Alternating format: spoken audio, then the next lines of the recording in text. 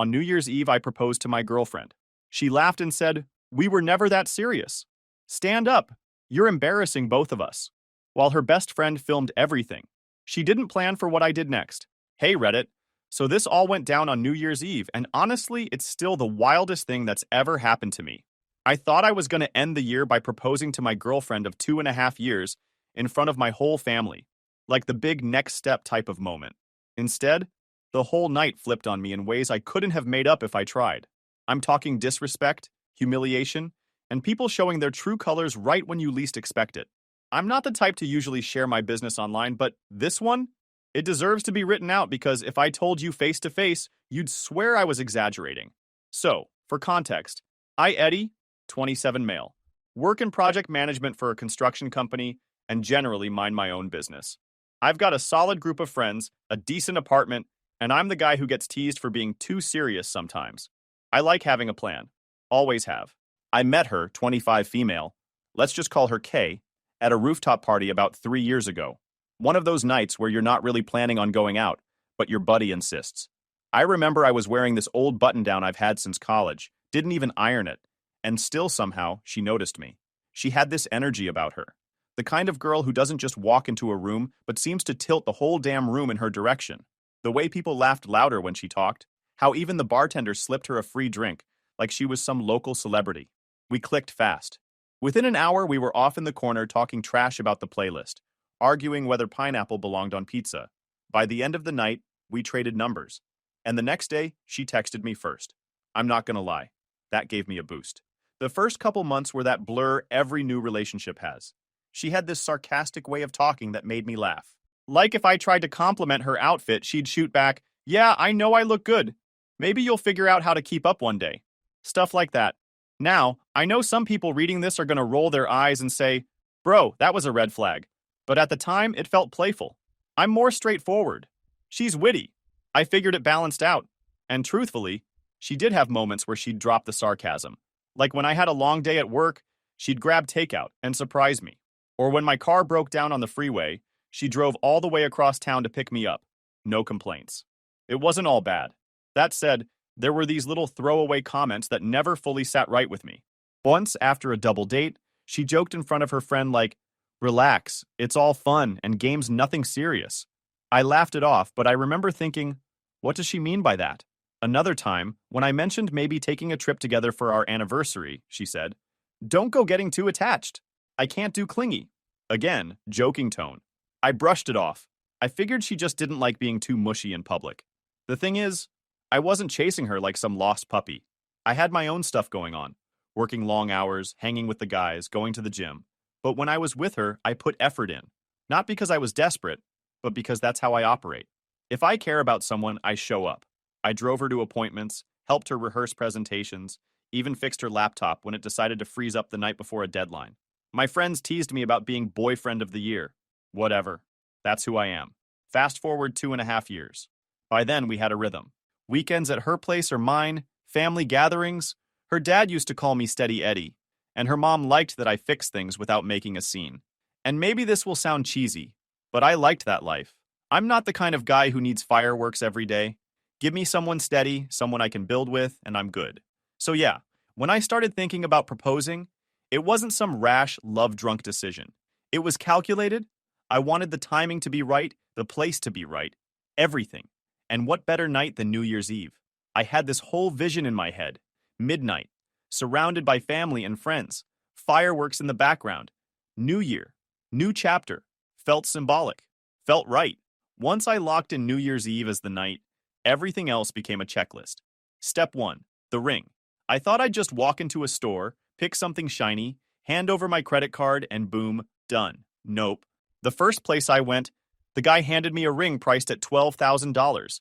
Said it was the minimum for something respectable. I nearly dropped it. I tried to act calm, said I'd think about it, but my palms were sweating like crazy. It was the third place where I finally found someone who actually listened. Older lady, probably in her 60s, sat me down and asked the right questions. That's when I remembered something Kay said once about liking odd cuts, nothing basic. So I bit the bullet and ordered a custom one. Way too expensive, but I figured it'd mean more. Next came the location. Our first real date had been at this Italian place. Tiny, packed, and we ended up on crates because all the tables were full. We laughed about it the whole night, and it became this inside joke, the crate date. So I drove back there and asked the owner if I could reserve the back half of the patio for New Year's Eve. At first, he looked at me like I was crazy. It's one of their busiest nights. But once I explained the whole first date story, he cracked a smile, pulled out a calendar, and said he'd make it work. Even offered to help hang lights. He said he'd rope it off and keep the front half open for regulars. Ryan was supportive, don't get me wrong, but he wasn't shy either. At one point, while we were cleaning up glass, he looked at me and said, "Bro, you sure about this?" I knew what he meant. Not about the lights, about her. "Yeah," I said, a little sharper than I meant to. "We've been together 2.5 years, man. I wouldn't be doing all this if I wasn't sure." He tilted his head, arms crossed. "I hear you, but let's be real. You remember when she bailed on your birthday dinner? Or when she roasted you in front of her friends like you were the punchline? I'm not saying she's the worst. I'm saying you deserve to think about this twice." I glared at him. "Thanks for the highlight reel of my relationship, Doctor. Phil, you want me to propose in a Taco Bell parking lot like you did?" That shut him up for a second. He smirked, but I could tell he felt it. Damn, low blow. But at least my wife didn't make me jump through hoops to prove I was good enough. Exactly, I shot back. Different people, different situations. Don't project your drive-through romance on me. He laughed but shook his head. The kind of shake that says, "I hope you know what you're doing." I tried to let it roll off, but he wasn't done. He leaned on the counter, serious now. "All right, I'll shut up after this. Just don't be shocked if she doesn't react the way you picture. That's all I'm saying." That line stuck. It wasn't said to hurt me. It was almost like he knew something I didn't. But I wasn't about to admit that. The week before New Year's Eve, I almost got caught twice. Once when my jacket slipped off a chair and the ring box nearly slid out of the pocket. I faked a coughing fit and snatched it up before Kay noticed. Another time, she was scrolling through my phone to play music and saw a reminder pop up that said, "Buy salad." She asked what that was about, and I mumbled something about trying to eat healthier. Truth? That was my code reminder for bring the ring. I wanted that night to be the one people would talk about for years. And I thought it would be. New Year's Eve finally came. I showed up at the Italian restaurant early, ring in my pocket, double-checking everything like a maniac. Our section of the patio looked great, roped off from the rest. String lights up in our corner, tables lined, little heaters keeping the cold out. The owner gave me a thumbs up and said, "You're set, kid." By 7, people started arriving. Both our families, some friends, even her best friend who flew in. Everyone dressed up, the kind of night where people wanted photos for Instagram. The mood was good. Laughing, eating, waiters buzzing around. A couple strangers at the non-reserved tables kept glancing over, since only our half was dressed up. I kept reaching into my jacket pocket just to feel the ring box. My palms were sweaty. Ryan noticed and muttered, "Relax, man. You got this." Easy for him to say. He wasn't about to drop to one knee in front of half the world. Kay walked in late, like always. Everyone was already seated when she finally arrived in this glittery silver dress. She knew she looked good. People turned their heads when she came through the door, and she did that little wave she always did, like she was the star of the show. She sat next to me, kissed me quick on the cheek, and started talking to her best friend like I wasn't even there.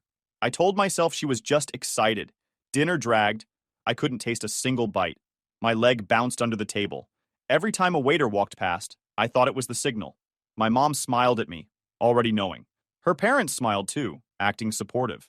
Everyone was waiting. Finally, close to midnight, the waiter came out carrying dessert under a glass dome, with a little, "Will you marry me?" card inside. That was the cue. The real ring was in my pocket. My chest locked up. My cue. Ryan gave me a little nod. One of my cousins even pulled out a phone thinking this was going to be the moment. I stood up, nearly knocked my chair into the guy behind me, cleared my throat, reached for Kay's hand. My voice cracked right out the gate. I tried to push through it, said the lines I practiced, though they came out messy and half-choked. Something about how she made my life better, how she was the one I wanted to start the new year with. She wasn't even looking at me. She was staring at her friend, smirking. I dropped down on one knee, pulled out the box, popped it open. The table went dead silent. That's when she laughed. Not a nervous giggle, not a shocked laugh. A full, sharp, disrespectful laugh. She covered her mouth, eyes wide, and said loud enough for everyone to hear, "Oh my God, are you actually serious right now?" I froze, still holding the ring up like an idiot. People at the other tables turned their heads. A couple of strangers started recording. My stomach dropped. She leaned back in her chair, looked at her best friend, and said, "No way, dude. He actually did it." She nudged her friend's phone. "Get the face. This is priceless." Her best friend grinned, phone already aimed at me. I tried to smile, thinking maybe this was just her way of reacting.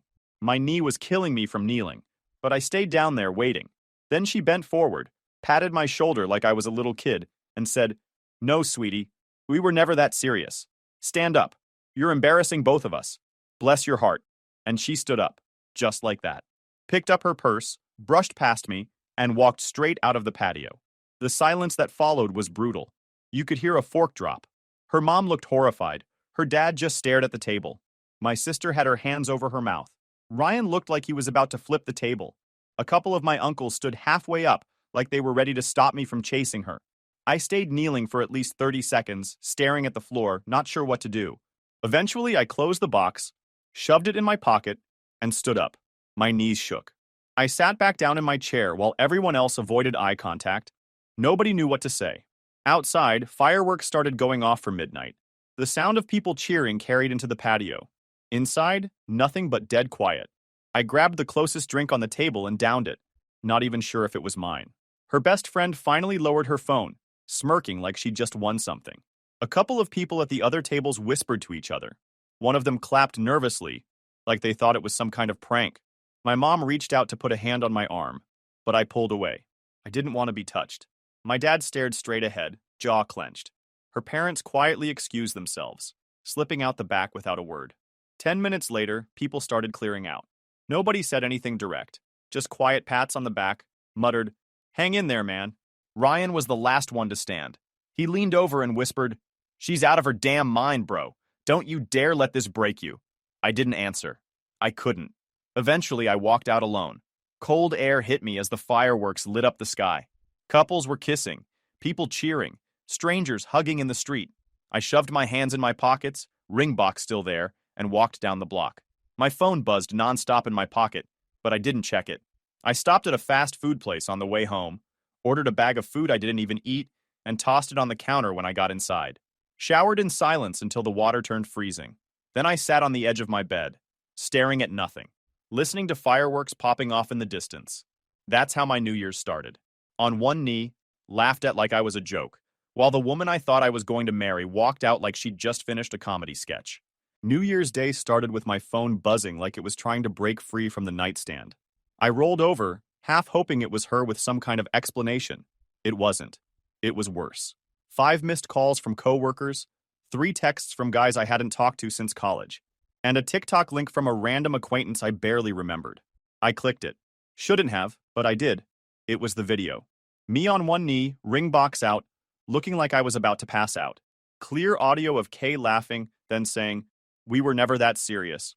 Whoever edited it zoomed in on my face at the exact moment everything fell apart. And of course, they slapped violin music on top like I was in some sad documentary. The comments were packed. Some people acted sympathetic, saying, "Man, that's cold." Others just tore me apart. How clueless do you have to be? This guy ignored every red flag. One person even wrote, "You can see the moment his heart breaks." That one got thousands of likes. The punch in the gut wasn't just the comments, it was seeing who posted it, her best friend, with the caption, "We told him not to," which was a lie. Nobody told me anything. That's when I nuked the apps and deactivated the accounts. Instagram, Facebook, Twitter, off my phone in 5 minutes. No chance I was going to keep opening my phone just to see my face plastered all over the internet. I tossed the phone onto the couch and sat there staring at the wall. The apartment felt like a museum of her. Mug in the cupboard, blanket on the couch, shampoo bottle in the shower. I grabbed a trash bag and started tossing. Anything connected to her went in. Didn't matter how small. When I was done, the bag sat by the door, full and heavy. If she wanted her stuff, she could ask. That first week was quiet. No texts, no calls, nothing from her. Not even from her parents. Her dad, who called me Steady Eddie. Overnight, silence. It was like someone flipped a switch and erased the last 2.5 years. My mom came by midweek with food. Knocked until I let her in. She set the containers on the counter, asked if I was eating, tried to hug me. I stepped back and told her I was fine. She gave me the look moms give when they know you're lying but didn't push. She just said, "Heat it up later," and left. Ryan stopped by a couple nights later. Threw a game on the TV, sat down like nothing happened, and started trash-talking the players. After a while, he looked over and asked, "You holding up?" "Not great, but I'll live," I said. He nodded. That was it. He didn't drag it out, didn't try to give me a speech. That's why he's my closest friend. Work was another story. First day back, I felt eyes on me the second I walked in. Someone had already dropped the TikTok in the group chat before 9 a.m. with a "Is this him?" I muted the thread. People tried to act casual, but I caught them sneaking looks. A couple whispered. One guy had the guts to ask, "Hey man, you good?" I said, "Yeah," and walked past him. Sat at my desk and buried myself in emails. If they wanted to gossip, they could. I wasn't giving them more. Meanwhile, the video kept spreading.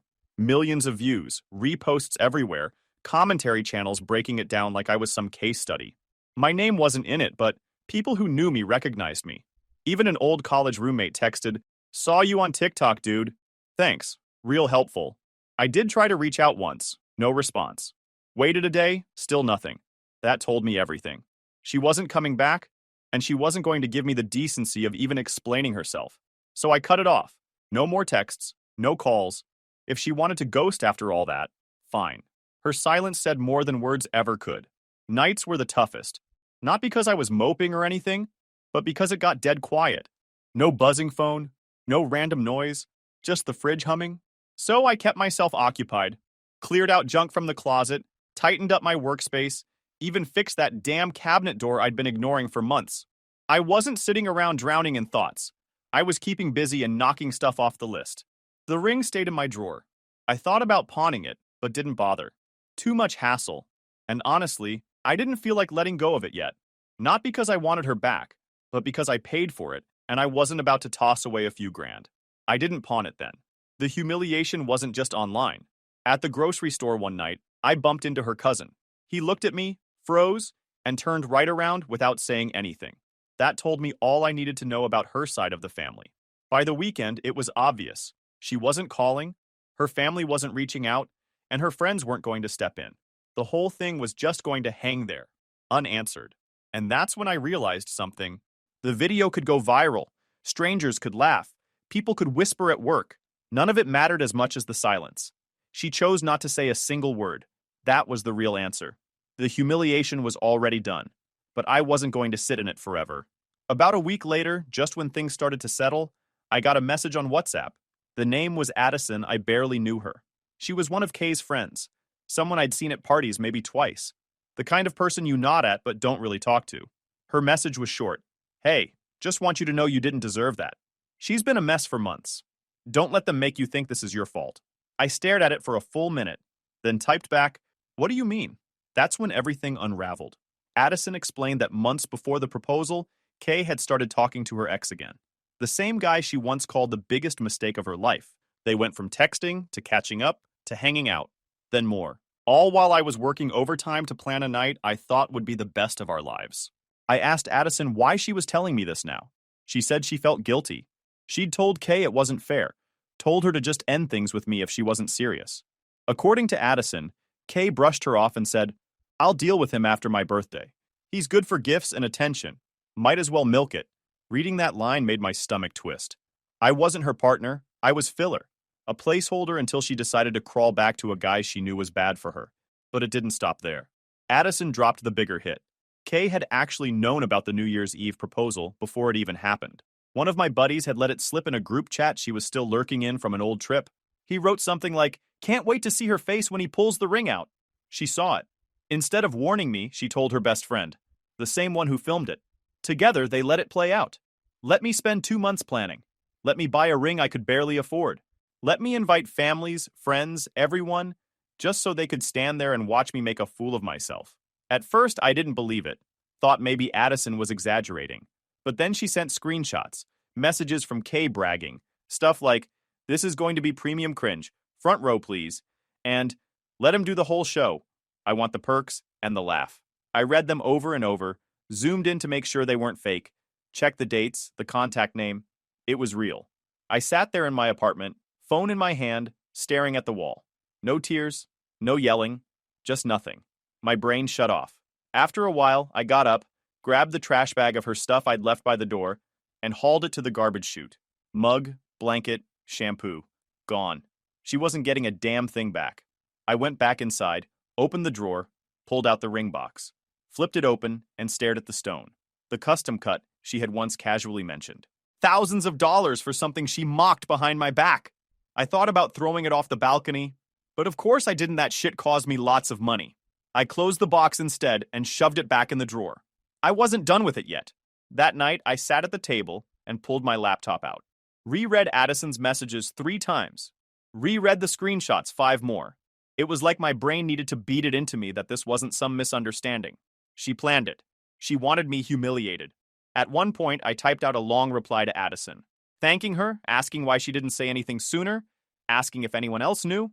Then I deleted it all and sent just, "Appreciate you telling me." She wrote back, "I'm sorry. I should have said something earlier." I closed the laptop. I didn't need more. She gave me the missing piece. Later, Ryan called, asked if I wanted to grab food. I told him no. He pushed, said I couldn't just stay locked up. Finally, I told him, she knew, man.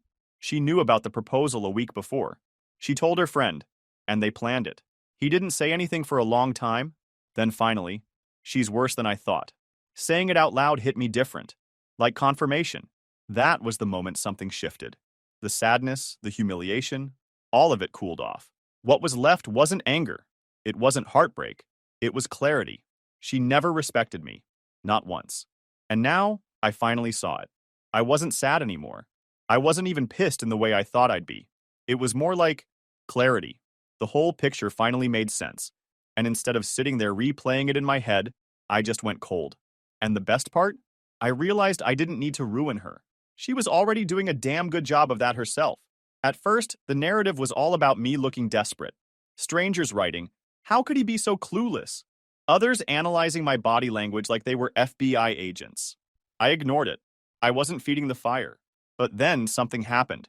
People started asking questions. Why was she laughing? Why did it look like her friend was ready with the camera? Why would someone let a guy go through with a whole proposal if they weren't planning on saying yes? The tide turned fast. She went from bold queen who stood up for herself to mean girl who humiliated her boyfriend on purpose. Once screenshots leaked of her bragging about it, the internet went for her throat. I don't even know who leaked them. Maybe Addison, maybe someone else tired of the drama. But I wasn't about to complain. The receipts were there in black and white. Her saying stuff like, "I hope he cries LMAO," and "This is going to be so awkward. Can't wait to see his face." Once those hit, it was game over. She wasn't the confident woman in control anymore. She was the villain. Influencers made videos calling her toxic. A couple of those micro-collab UGC brands quietly dropped her and unfollowed. One even put out a statement, "We do not condone bullying or public humiliation." Meanwhile, I kept my mouth shut. I didn't post a statement, didn't argue, didn't try to clear my name. Silence was my weapon. Let her scramble while I sat back, eating takeout and watching it all unfold like a free show. I started moving again, hit the gym more, called up friends I'd ghosted during the relationship, even booked a couple therapy sessions. My therapist, Sam, was a legend. First session, he asked, "What's your goal here?" I said, "Not to end up bitter." He smirked and said, "Good start." I wasn't being passive either. I wiped every trace of her from my socials, then posted one picture, me and Ryan grabbing wings, captioned "Bros before hoes." Didn't tag her, didn't mention her, but I knew she'd see it. Silence hits harder when it looks like you're thriving. The big move, though, was one single post. I took a picture of the closed ring box sitting on my windowsill. No hashtags, no dramatic caption, just bullet dodged. Within an hour, people started sharing it. Everyone knew exactly what it meant. I didn't have to say her name. That night, my phone buzzed with a text from her. First time I'd heard from her since New Year's. That was too low. I stared at it for a second, smirked, and deleted it. No reply. 2 weeks later, she texted again. This time, "Can we talk?" Oh, now she wanted to talk? After 2.5 years together, after laughing in my face, after ghosting me while the video racked up millions of views, now she wanted to play civil? I left it on read. The next month was quiet on my end, but chaotic on hers. Every other day, someone sent me screenshots of her posting vague ad girl quotes on her story. Stuff like, "Sometimes people don't know what they lost until it's gone," or "Healing is messy." Translation, she was losing. Badly. Ryan sent me one of her posts with the caption, "Karma's real." He added, "She looks like she's falling apart." I laughed and texted back, Not my problem. That became my favorite line whenever anyone brought her up. Not my problem. One night, I ran into one of her old coworkers at a bar. She told me straight up that people at work didn't respect her anymore, that she lost credibility after the stunt. Apparently, she even tried to spin it like I pressured her into a proposal. Nobody bought it. Her best friend, the same one who filmed everything, was quiet too, guessing she didn't like being known as the one who turned someone's personal life into internet content. Good. Let her deal with the heat too. Meanwhile, I was chilling. My mornings started with lifting, my days with work, my evenings reconnecting with people I hadn't seen in months. I even started sleeping better. No fireworks, no voices in my head, just silence. The good kind. The funny thing was, the more I did nothing, the worse it got for her. That's what killed her. She couldn't bait me. She wanted me to lash out, defend myself, give her attention. Instead, I just kept living. Sarcasm and silence. The 1-2 punch she couldn't handle. At one point, I got another text from her. We need to talk. This has gotten out of hand. I smirked. Out of hand for who? Did I reply? Nope. Instead, I screenshotted it, sent it to Ryan and said, guess she's finally realizing she's not the main character anymore. He replied with 10 laughing emojis. I knew eventually she'd push for a face-to-face. And honestly, I was fine with that. Not because I wanted her back, but because I wanted to see her try. I wanted to sit across from her, watch her spin excuses, and tell her exactly what she never expected to hear, that I was done. So I waited. Let her stew in her own mess. Let the internet drag her. Let the brands unfollow. Let her ex screw her over again. Let her post vague quotes at 2 a.m. Me? I was fine. Better than fine. I was finally the one in control. And right when I was enjoying that peace, she texted me again, "Can we talk?" I laughed when I saw it. Not an "I'm sorry," not an explanation, just the kind of lazy line you send when you think someone's still waiting around for you. I ignored it. A week later, she doubled down. "Please, let's talk. Just coffee." This time, I said yes. Not because I wanted her back. Not even close. I just wanted to look her in the eye and make sure she knew she'd lost. We met at a quiet coffee shop in her neighborhood. I got there early, sat with my back to the wall so I could see her walk in. When she did, it was the same as always. Done up, polished, like she was still trying to convince the world she had it all together. She spotted me, gave me that same smile she used to pull when she wanted to get out of trouble. I didn't smile back. She ordered some overpriced latte and sat across from me. Started with, "You look good." I leaned back in my chair and said nothing. She kept talking. Said she'd been reflecting, that she didn't expect it to go down like that she was in a weird place mentally. A whole bunch of therapy words she clearly pulled off Instagram. Not once did she say the word sorry. Then came the real reason she dragged me out. She leaned in, lowered her voice, and said, "I've realized I miss what we had. I miss you. Maybe we could start over, rebuild trust." I actually laughed, out loud. People at the next table looked over. "Start over?" I said. "You laughed in my face in front of my family, ghosted me for weeks, let your friend turn me into a TikTok joke for millions of strangers, and now that the internet hates you, now you miss me?" Her confidence slipped for the first time. She tried to backpedal, said, "It wasn't like that. Things got out of control." I cut her off with a raised hand. "Don't spin it. You knew about the proposal. You let me walk into it blind so you and your friend could get a good laugh. And now that your little stunt backfired and your brand deals dried up, suddenly I'm the one that got away." She opened her mouth again, but I kept going. Sarcasm sharp. "You had me for 2.5 years. I gave you everything, time, money, loyalty, and you treated me like a placeholder until your ex texted you, 'I miss us.' That's who you are. That's who you'll always be." Her eyes watered up, but I didn't let her get a word in. "You know what the difference is now? Back then, I loved you. Now, I don't even respect you enough to be angry. You're just a reminder of what I'll never tolerate again." Silence.